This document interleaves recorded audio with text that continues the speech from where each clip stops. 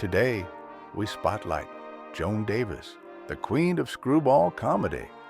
With her sharp timing and lovable antics, Joan starred in The Joan Davis Show and Joan Davis Time, delighting listeners with zany situations and clever humor. Her sparkling wit and endearing charm made her a radio favorite. Join us as we celebrate her legacy and the laughter she brought to the golden age of radio. Poor Joan ain't got nobody. She's nobody's sweetheart now.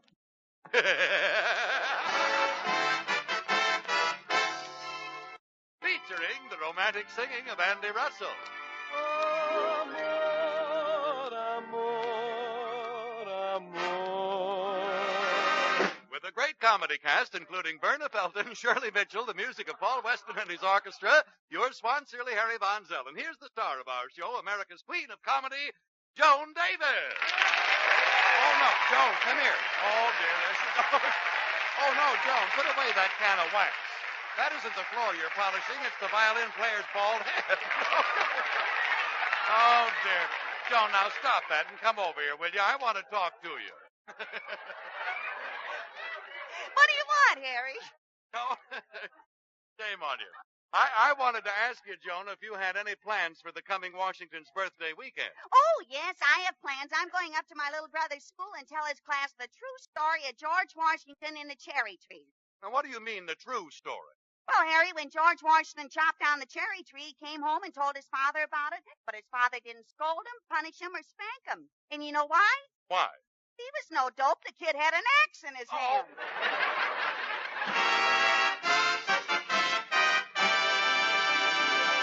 Swanville, USA, February 18th. Today, with the nation grappling with the problem of surplus, the Swanville National Bank is concerned over a baffling surplus problem of its own.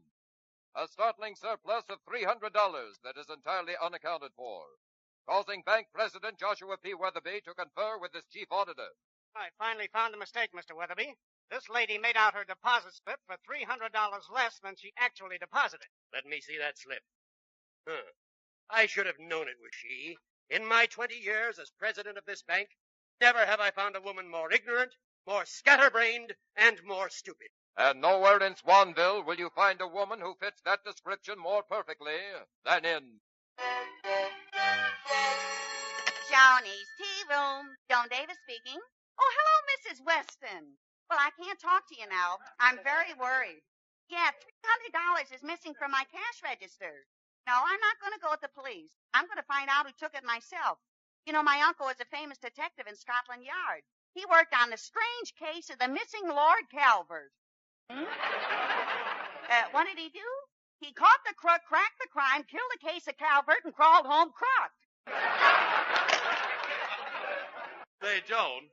Did you find the money, Harry? No, and I've looked all through the tea room, the kitchen, the cupboards, the pantry, and I can't find any sign of your missing $300. Wes, it's discouraging, ain't it? You know, I've worked so hard, and every time this tea room starts to show a little profit, something happens to take it away. Last week, the sink was stopped up. And the week before that, boy, that was a Lulu. Why, what happened then? 2 of the tea bags sprung a leak. Oh, it's no use. I'm afraid my $300 is gone. Gone forever. Forever? Yeah, forever. A-M-B-E-R, forever. Well, look, don't give up so quickly, Joan. Hey, maybe you've got the money on you. What do you mean on me? Well, you know, Joan, women sometimes carry money in their, well, tied to their, strapped to their... Oh, you know what. Oh, well, wait till I look. I'll just, Harry, turn your back. Oh, all right. Touch your eyes. Okay. Now, the right one, too. Oh? Now, Harry, are you sure you can't see? Positive. All right, then. Nope, it's not in my shoe. And anyhow, I'm getting more and more convinced that this is an inside job. Somebody who's around this tea room every day took that money. Yoo-hoo, Miss Davis, yoo-hoo. Yeah, speaking of somebody that's around here every day, here's Rosella Hipperton. Oh, yeah, hi, you hippie. Hello, Miss Davis, and Mr. Von Zell. Hell! Oh.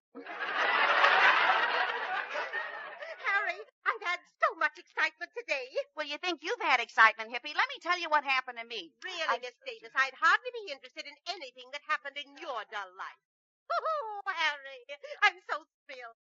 Next month, the Swanville Kennel Club is holding annual dog show. And the first time in 5 years, I, Rosella Hipperton, will have an entry. Is that so? Yes. And I fully expect to win the blue ribbon with my setter. Well, from where I stand, Hippie, you can't miss.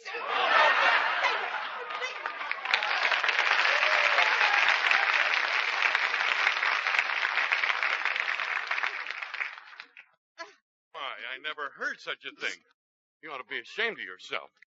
You know, Rosella, that I once won a blue ribbon. Is that so, Harry? Oh, yes. My entry was the class of the show, a real thoroughbred, a true champion. Oh, Harry, what was it? A cocker spaniel? No, a caker swanio. Oh! Well, now stop barking. Yes, Rosella, Swan always wins first prize, you know, because Swan is the new white floating soap that's 4 swell soaps in one. It's pure as fine Castile. Swan's a natural for baby and for you. And because Swan's a whiz for suds, it's great for dishes and light laundry, too. For baby, for you, for dishes, and light laundry. Swan's a 4-time winner. Well, Harry, you're right that Swan wins the blue ribbon for soap. But just wait until you see my Irish setter. Oh. He's very valuable because he's purebred. Purebred? He'd be more valuable if he was pure butter.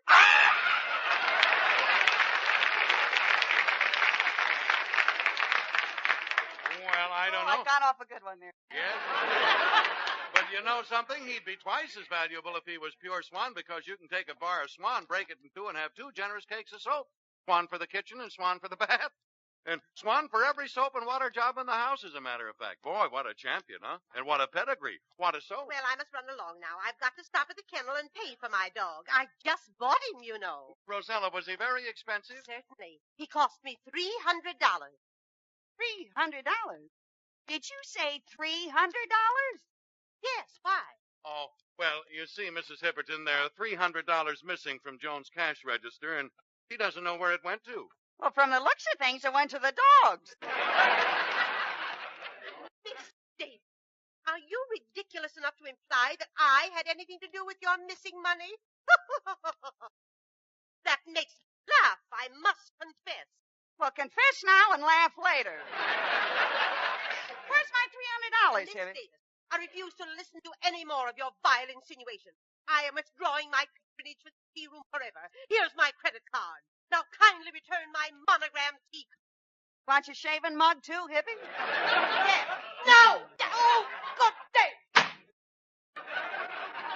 Joan, listen, you shouldn't have spoken that way to Mrs. Hipperton. Before you make an accusation, you've got to weigh the evidence. Weigh the evidence or weigh Hippie. Either way, it comes out 300. Hiya, Harry. Oh, hello, Andy.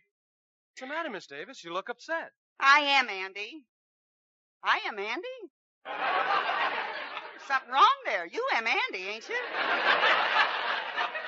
I am, Miss Davis. Now he's Miss Davis. Then who am I? Oh, let's stop this. Now, who's going to wash the dishes? I am, Harry. Oh, now he's Harry.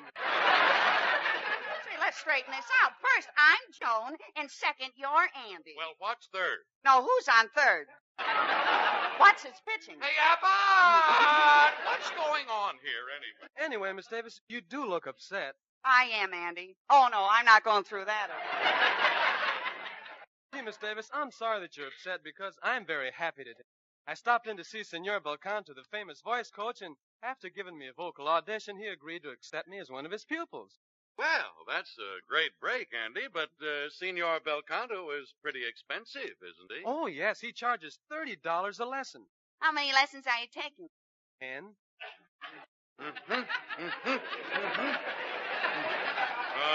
Joan, 10 times 30. Get it? 30 Well, times... sure. 10 times 30 is 500. Well, that clears Andy. Clears me of what? Well, Andy, you might as well know there are $300 missing from Joan's cash register. Oh, that's too bad. Hey, wait a minute. You don't think I took it? Oh, no, I don't, Andy. Oh, I wouldn't be too sure if I were Joe. Harry, I resent Well, that. go ahead and resent it if you want to, but frankly, I don't like your attitude. Well, I don't like your attitude. Oh, you don't, huh? No, I don't. Well, in that case, would you like to step out in the alley for a minute? All right. Now, Joan, now that we're alone, I want to...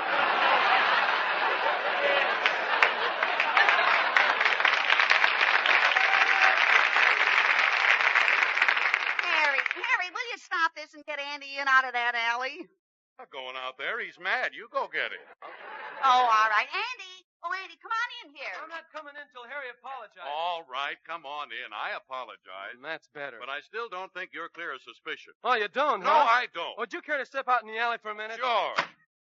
Well, Miss Davis, now that we're alone, you don't really think that Oh, of course not, Andy. Say, what was the song you sang for Senor Belcanto? Oh, I sang that brand new song called Make My... called Without You. Is it a love song? Is it sweet? Is it worth $300? Well, I'll let you judge for yourself. I'm so lonely and blue when I'm without you. I don't know what I'd do, sweetheart, without you. The joy and tears that love endears would have no meaning if I didn't have you to keep me dreaming at the close of the day. When I'm without you and my heart kneels to pray, I pray about you. You take a star and lead it far away from heaven, and the star will be lost as I'm lost without you.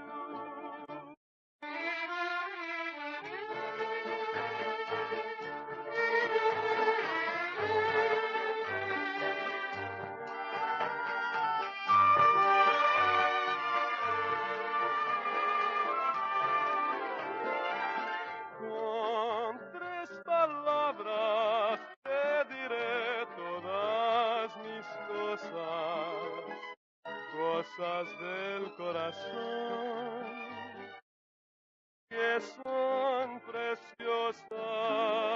Dame tu ven, toma las mías, que te voy a confiar las ansias mías. Con 3 palabras solamente mis angustias, y esas palabras son como me gusta.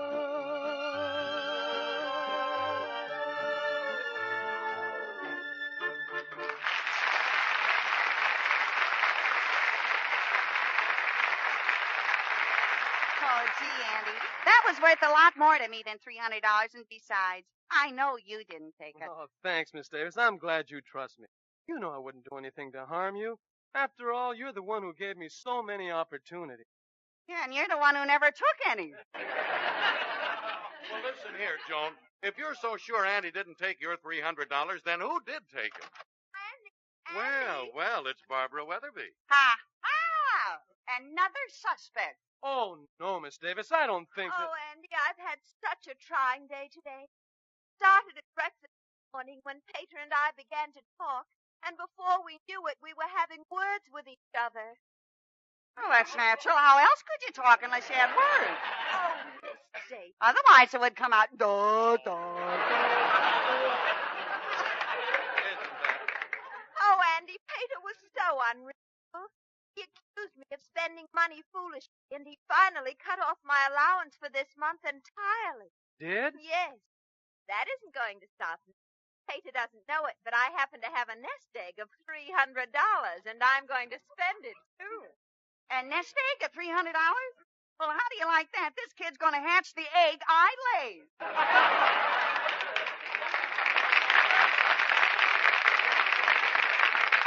Miss Davis, what kind of moronic drivel is this? Look who's talking. Duh, duh. Where'd you get that $300, Bab? Andy, what ignorant Miss Davis driving at? Well, you see, Barbara, $300 disappeared from her cash register this morning. Oh, I see. Miss Davis, you're not seriously accusing me of pilfering your paltry 300. Pilfering my poultry? Well, first this kid steals my eggs, and now she's swiping my chicken. Miss Davis, I warn you, you'll hear from my attorney about this libelous slander, and perhaps that'll teach you to control your flip lip. Flip lip. What a drip.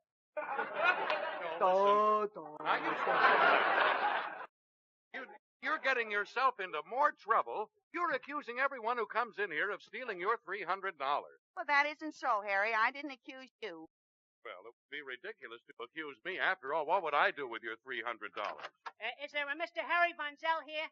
Yes, I'm Harry Bonzel. What's on your mind, little boy? Sign here. Your motorcycle is outside. Motorcycle? Harry, did you buy a new motorcycle? Well, Here's your receipt, mister. Paid in full. $300. So, Harry. No, now, Joan, don't you look at me like that. Now, I can see in your eyes you think I took your money to buy a new motorcycle. I didn't steal your money. I didn't use it to buy a motorcycle. I didn't, I tell you, I didn't. I didn't, Joan, I didn't. No, Harry, now I know what you did with the money. What? You took dramatic lessons. Oh, bean you. Miss Davis, it really isn't fair to suspect all your friends of wrongdoing. That's right. You know what happened? I nearly lost one of my best friends that way. What way? Well, he was my roommate, and we were both preparing to go to a formal dinner dance when suddenly I realized it was missing. Dress shirt? No, my dress shirt was there, but the thing I needed most was gone. Gone. Suds? No, my suds. My cake of swan was gone. Oh, this is too much for me. I think I'll lie down for a minute. No, Joan, wait. You must hear this. I thought my best friend had taken my cake of swan because I realized that he realized that swan is pure as fine Better Castiles. talk loud. I'm lying down. Wait. Okay.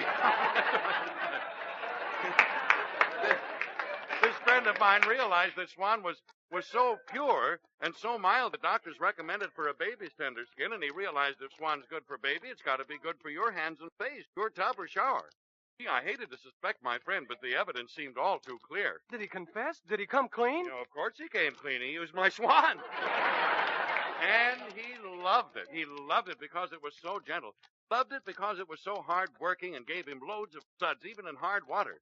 He loved swan so much I forgave him. For after all, who could resist such a temptation?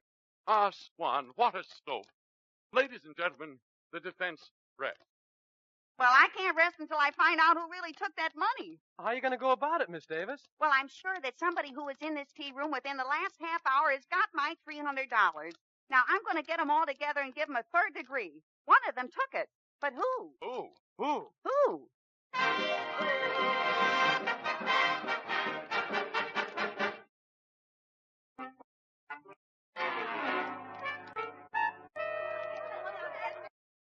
Now, quiet, everybody. I have something to say to all of you. I know very well that somebody in this room is responsible for the loss of my $300. Now, unless one of you confesses to the crime, I'll be forced to use third-degree method. Miss Davis, are you sure this money was stolen from your cash register? Certainly, Babs. I'm positive that money was taken right out from under my nose, but I didn't see who took it. Well, I don't wonder. You couldn't detect anything that went on under your nose without the aid of radar.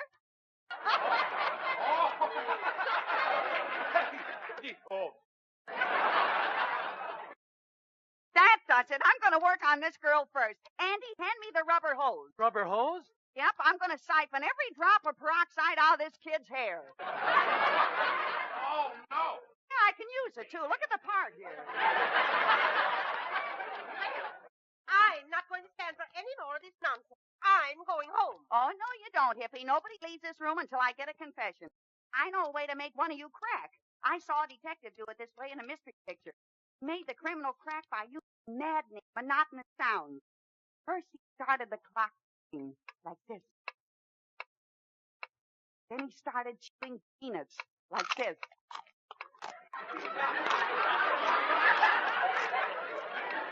And then he let the water drip slowly like this.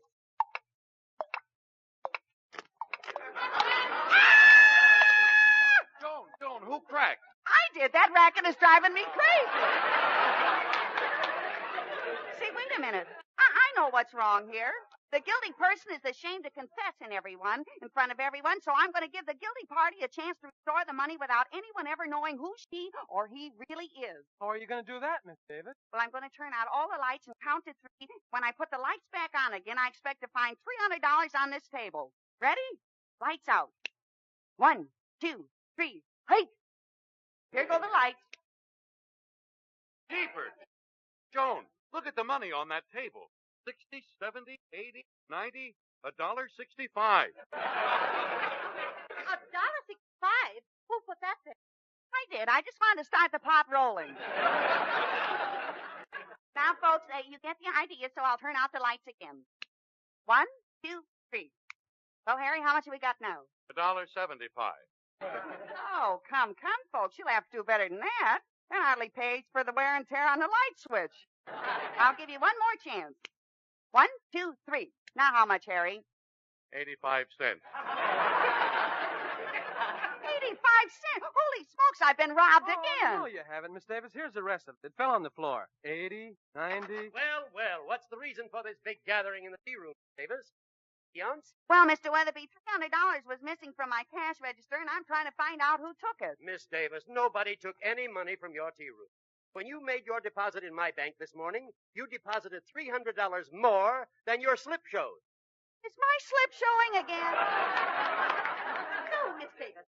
Once again, you've wasted our valuable time. And before I leave this tea room, I must ask for your apology. All right, Hippie, I give you my apology. And Miss Davis, I must ask your apology. Okay, Babs, I give you my apology. Joan, I'm asking for your apology. Well, Harry, I give you my apology. Say, Andy, aren't you going to ask me for anything? No, Miss Davis. Like that. Here I am in the perfect mood for giving, and he ain't even asking. Any questions?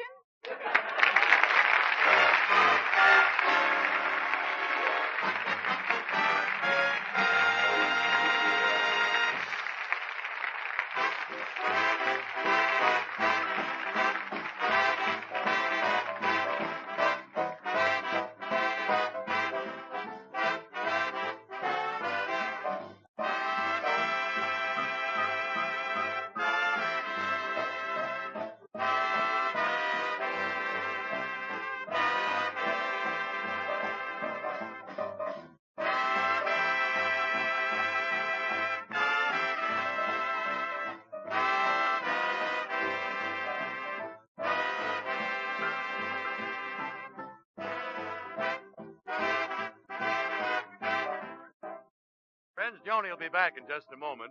In the meanwhile, I've got a good word to pass along about that new white floating soap. Yes, sir, Swan Soap really is a pal. Always ready to give you suds and then more suds when you're doing dishes and laundry. And at the same time, Swan is kind to your hands. Strong soaps may leave your hands rough and red. Swan Soap leaves them smooth and lovely. Swan is actually pure as fine Castile. So mild, too, just what the doctor ordered for baby's bath. That's why it's perfect for your hands, for your bath, for your complexion. No fooling, folks. For suds and mildness combined, you can't beat Swan. S-W-A-N, Swan.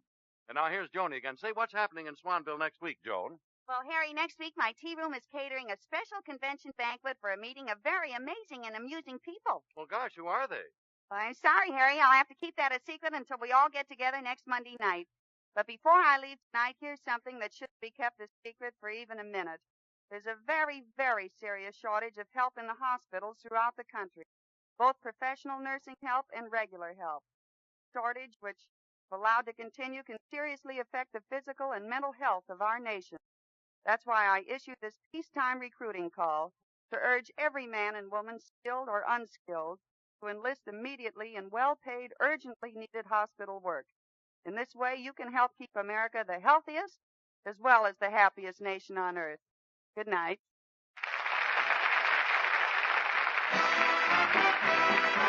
Joan Davis Show, presented by Swan Soap, is produced and directed by Dick Mack and is written by Jay Summers, Jack Harvey, and Cy Wills.